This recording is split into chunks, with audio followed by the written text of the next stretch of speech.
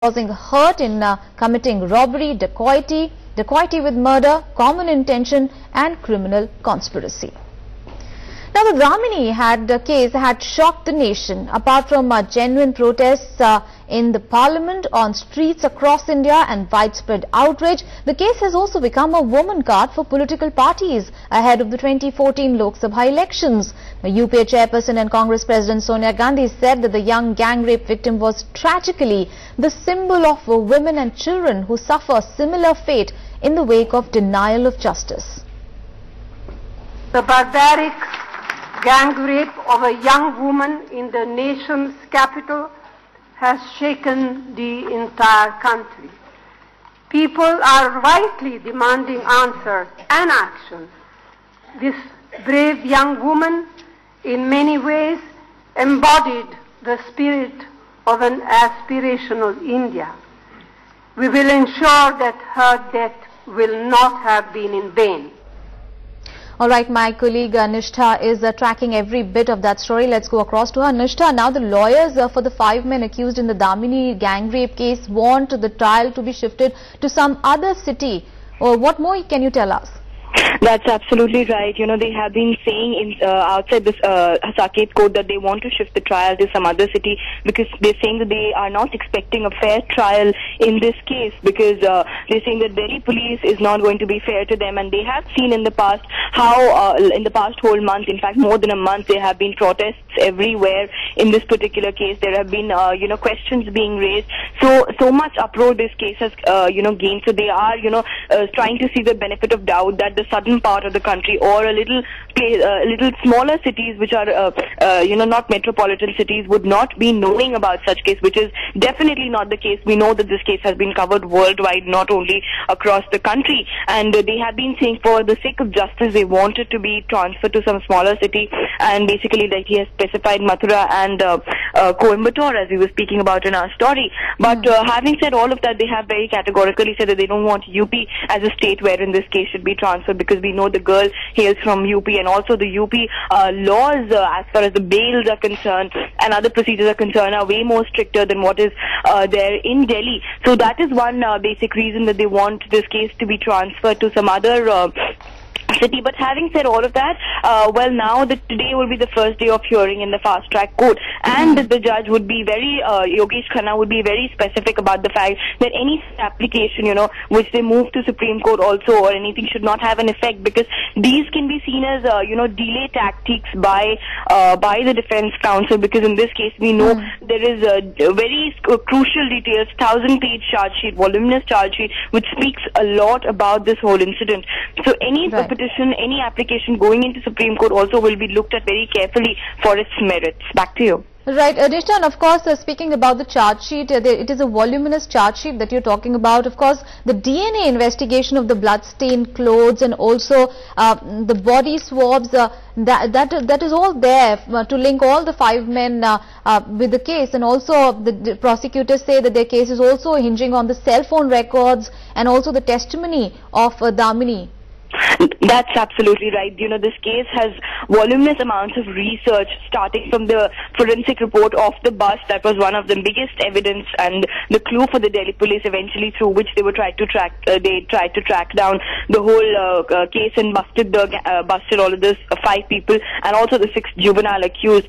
So starting from the forensic report of the bus to the clothes and to the iron rod which was used to brutally harm both the male companion and also the 23-year-old. So all of these evidences and everything in detail would be starting to get into part of the arguments aside Saket court after today. Today we will know that there will be arguments on the framing of charges. The 1000-page charge sheet has been submitted to the Saket court sessions court, and after which after the arguments in the framing of charges, court will frame charges on the 5 accused, and eventually the trial would begin. Yet we don't know how long will this whole procedure take, but there is a ray of hope that this case has been fast-tracked, so we can expect a little speedy justice. All right, Nishtha, thank you so much for those details there. So the Delhi gang rape case is in a fast-track court today. Also, the Supreme Court will hear a petition to move the trial out of Delhi.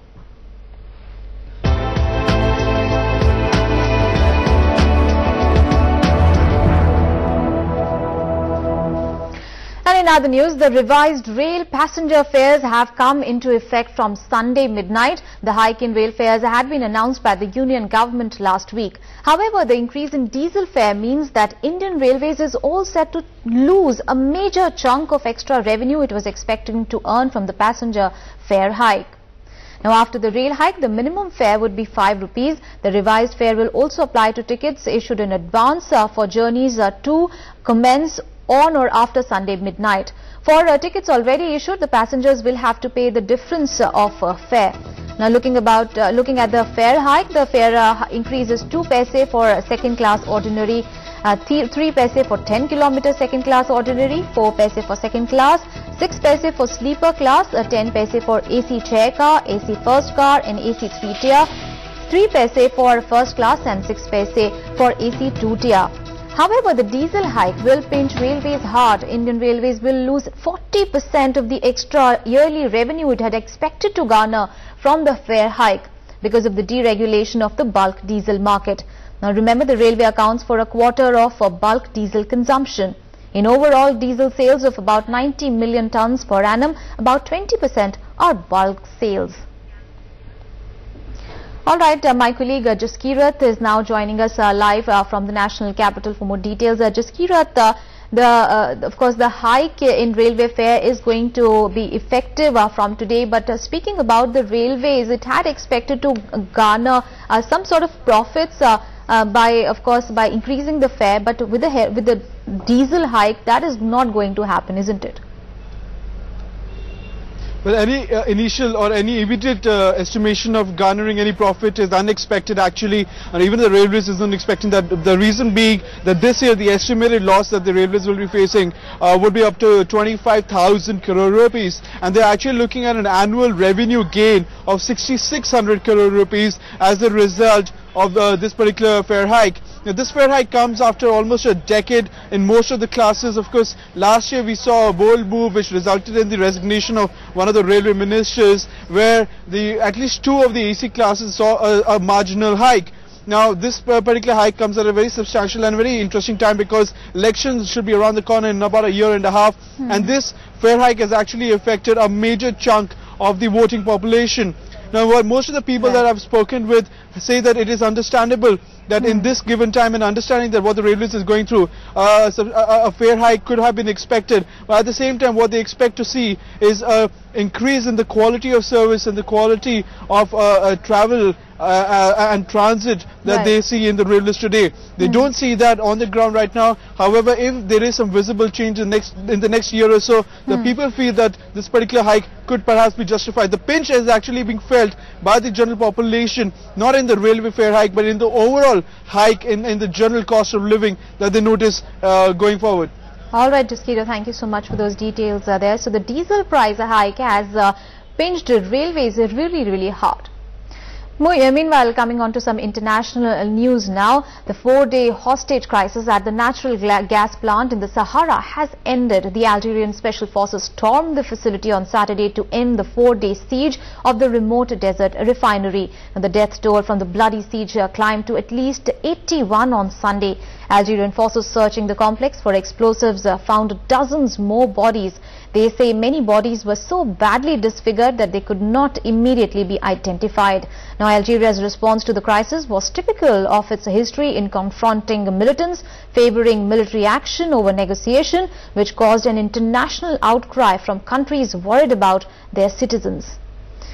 Now, a freed British hostage has told Sky News that he feared that he had fallen into the hands of the terrorists after fleeing the Algerian gas complex, where he had been holed up for 4 days.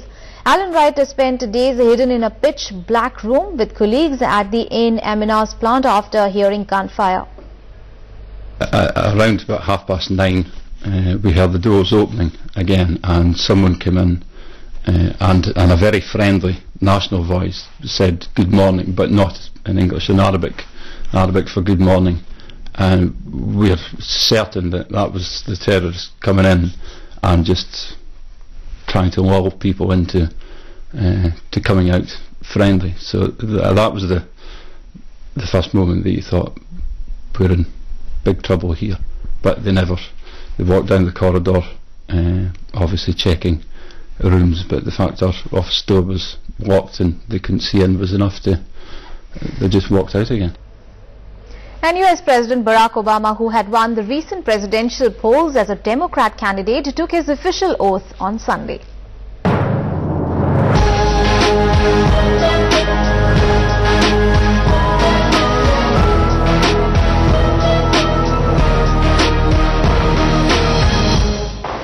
Well, yes, Barack Obama has officially been sworn in for his second term as the US President in a small ceremony at the White House. Obama took the oath in the White House's Blue Room to meet the 20th of January date set out in the US Constitution. Given this fell on a Sunday, a public inauguration with pomp and circumstance will take place again today, that is on Monday. Now, Vice President Joe Biden was also sworn in for a second term at a small ceremony at his official residence earlier on Sunday morning. Please raise your right hand and repeat after me. I, Barack Hussein Obama, do solemnly swear. I, Barack Hussein Obama, do solemnly swear that I will faithfully execute the office of President of the United States and will, to the best of my ability, preserve, protect, and defend the Constitution of the United States. So help you God. So help me God. Congratulations, Mr. President. Thank you, Mr. Chief Justice. Thank you so much.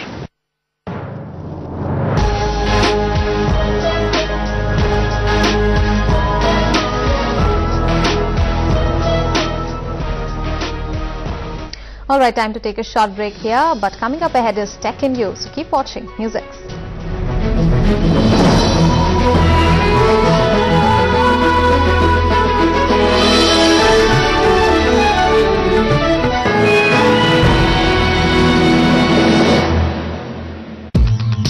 This week on Tech and You, we review the hybrid tablet PC from Samsung, the Thief Smart PC. In our gaming segment, we review Far Cry 3, and we show you the best and worst at CES 2013. Watch all this and much more on Tech and You, next on NewsX. The most important opinion makers. Where these common people will go, there will be a disaster. The biggest issues that touch our lives. We are destroying ourselves. India's story of growth. The stories with maximum impact. Battle against corruption will continue against the government. Direct, unbiased, incisive. NewsX debate at these times on NewsX.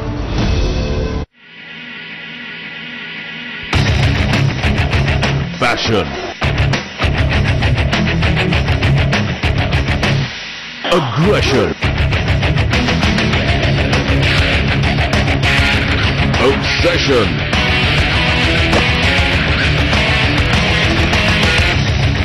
and lots of adrenaline.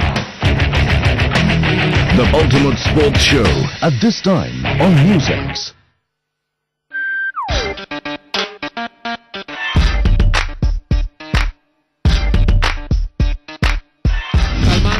Big Brother. Shah Rukh Khan, loaded. I love Indian television.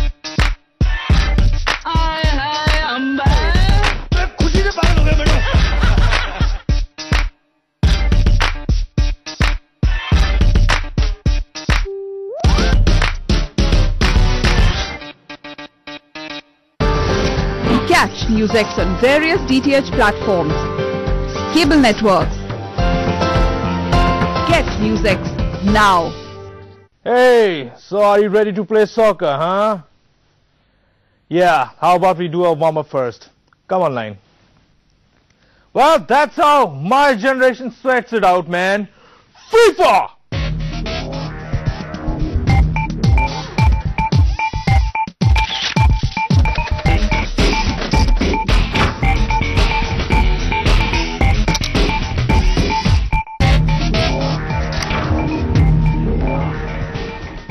Hello and welcome to Tech and You, and the man in suit is your host, Gaurav Preeti.